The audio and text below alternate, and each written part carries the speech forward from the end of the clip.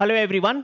तो गाइस, इस वीडियो के अंदर हम लोग पीजीसीएल डिप्लोमा ट्रेनी एग्जामिनेशन का कट ऑफ क्या हो सकता है रीजन वाइज कैटेगरी वाइज उस पर बात करने वाले हैं। सबसे पहले तो भाई जो 2026 में वैकेंसीज आई थी वो 479 वैकेंसीज हैं और इसमें एनआर 1 के अंदर और राजस्थान प्रोजेक्ट के अंदर जो टेक्टोनिक शिफ्ट हुआ है उससे बहुत सारे बच्चे परेशान हुए थे। तो एनआर 1 के अंदर पहले ज्यादा वैकेंसी थी, उनको घटा के 25 कर दिया और राजस्थान प्रोजेक्ट के अंदर वैकेंसीज 30 थी, उनको बढ़ाकर 80 कर दिया। लेकिन इसके बाद भी आप अगर देखोगे तो एनआर 1 के अंदर एसटी कैंडिडेट के लिए कोई भी वैकेंसी नहीं है और राजस्थान प्रोजेक्ट में ओबीसी कैंडिडेट के लिए कोई भी वैकेंसी नहीं है। इसके अलावा ईस्टर्न रीजन 2 और कॉर्पोरेट सेंटर के अंदर भी एसटी के लिए कोई भी वैकेंसी नहीं है। अब एक्सपेक्टेड कट ऑफ हर एक रीजन का क्या क्या हो सकता है, इसकी एनालिसिस कैसे की जाए। तो देखिए, मैंने बहुत सारी एनालिसिस की भाई और काफी सारा डेटा मैं आप सभी को भी दिखाऊंगा। देखिए, एक ये डेटा है जिसमें आपको दिख रहा है कि इस बार हर एक रीजन में कितने बच्चों ने अप्लाई किया और उसके हिसाब से पर सीट पर कंपटीशन कितना है। तो आप अगर देखेंगे तो सीटीयूआईएल के अंदर 16 वैकेंसीज थी टोटल, 2260 बच्चों ने अप्लाई किया था और सबसे ज्यादा कंपटीशन रेट इस बार सीटीयूआईएल का ही है। कितना? 141.25 एप्लीकेंट से एक सीट पे फाइट कर रहे हैं। इसके बाद ER2 दूसरे नंबर पे आता है हाईएस्ट कंपटीशन में, फिर NR3 तीसरे नंबर पे आता है हाईएस्ट कंपटीशन में।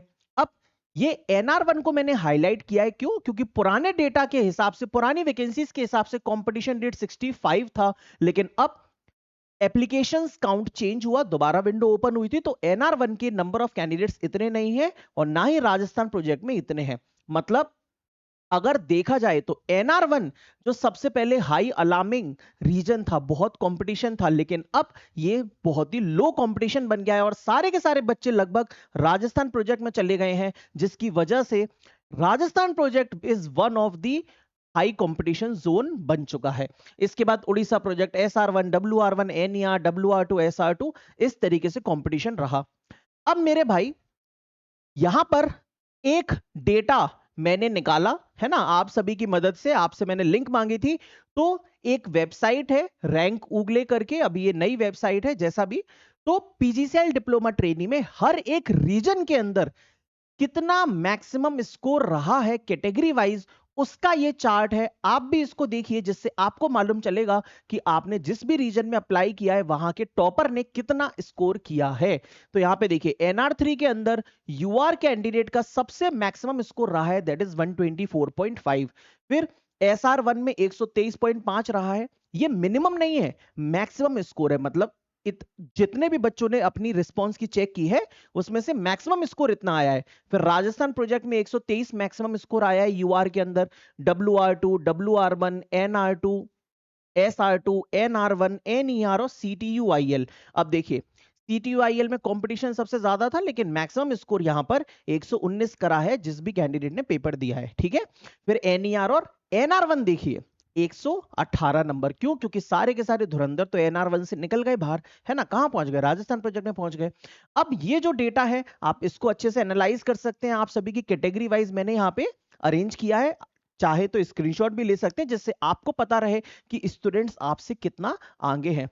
चलिए अब चलते हैं फाइनली हम एक्सपेक्टेड कट ऑफ के ऊपर। तो देखिए भाई, मेरे हिसाब से इस बार पीजीसीएल डिप्लोमा ट्रेनी 2026 का expected cut off for diploma trainee electrical, जिसमें NR3 का कट ऑफ सबसे ऊपर रहने की आशंका है। यूआर का इसमें 113 से लेके 116 के बीच में कट ऑफ जा सकता है। फिर ओबीसी का, ईडब्ल्यूएस, एससी, एसटी। इसी तरीके से मेरे दोस्त दूसरे नंबर पे यहां पे सबसे हाई कंपटीशन रह सकता है SR1 का। आप देखिए ना, यहां पे भी बच्चों ने जो स्कोर किया है वो काफी हाई किया है ना। तो SR1 का सेकंड नंबर पे कट ऑफ रह सकता है 112 से 115 के बीच में। ये ओबीसी, ईडब्ल्यूएस, एससी, एसटी। जिन रीजन्स की एक दो रीजन्स छूट गए हैं इसमें, तो जिन रीजन्स की मेरे पास रिस्पॉन्स की नहीं थी उसका मैं एनालिसिस नहीं कर पाया हूं, लेकिन मैक्सिमम रीजन्स मैंने इस चार्ट के अंदर इंक्लूड किए हैं गाइस। फिर WR2, राजस्थान प्रोजेक्ट, NR2, इन सबका कंपटीशन लगभग लगभग एक जैसा रह सकता है। ER2 के अंदर 108 से 110 का कट ऑफ मान के चल सकते हैं। CTUIL के अंदर 108 से 110। फिर WR1, NR1, SR2 and NER के अंदर, मतलब NR1 जो सबसे हाई कंपटीशन वाला जोन था, अब ये लो कंपटीशन वाला जोन बन चुका है। तो NR1, SR2 और NER का ये कट ऑफ रह सकता है। फिर इसके बाद कैटेगरी वाइज भी आप लोग यहां पे देख सकते हैं। तो देखिए OBC, EWS, SC तक तो अनुमान लगाना लगभग हो जाता है कि हाँ अनुमान लगा सकते हैं, लेकिन एसटी कैंडिडेट के लिए अनुमान लगा पाना थोड़ा मुश्किल हो जाता है। क्यों? क्योंकि नंबर ऑफ वैकेंसीज गिनी चुनी होती हैं। एक दो अगर वैकेंसी है तो जिस बच्चे के जो भी नंबर आए हैं, जो अप्लाई किया है उसमें, वो सिलेक्ट हो जाता है। तो यहाँ पे अनुमान लगा पाना थोड़ा सा मुश्किल है। फिर भी मैंने अपने पूरे एक्सपीरियंस का यूज करके आप सभी के लिए बहुत ही एनालिसिस करके, बहुत ज्यादा समय देके इस चार्ट को प्रिपेयर किया है। आप एक बार देख लीजिएगा आप किस रीजन में लाई कर रहे हैं। और इसके अलावा मेरे दोस्त देखिए, अगर मान लीजिए आप PGCIL का पेपर आपका खराब हो गया तो कोई बहुत बड़ी बात नहीं है मेरे भाई। आप सभी को मालूम है कि अब 2026 के बचे हुए 6 महीने में बहुत सारे एग्जामिनेशन ऑलरेडी अनाउंस हो चुके हैं, जिसमें RRB जेई की 4098 वैकेंसी है, SSC जेई में लगभग 2000 से 3000 के आसपास वैकेंसी आएगी।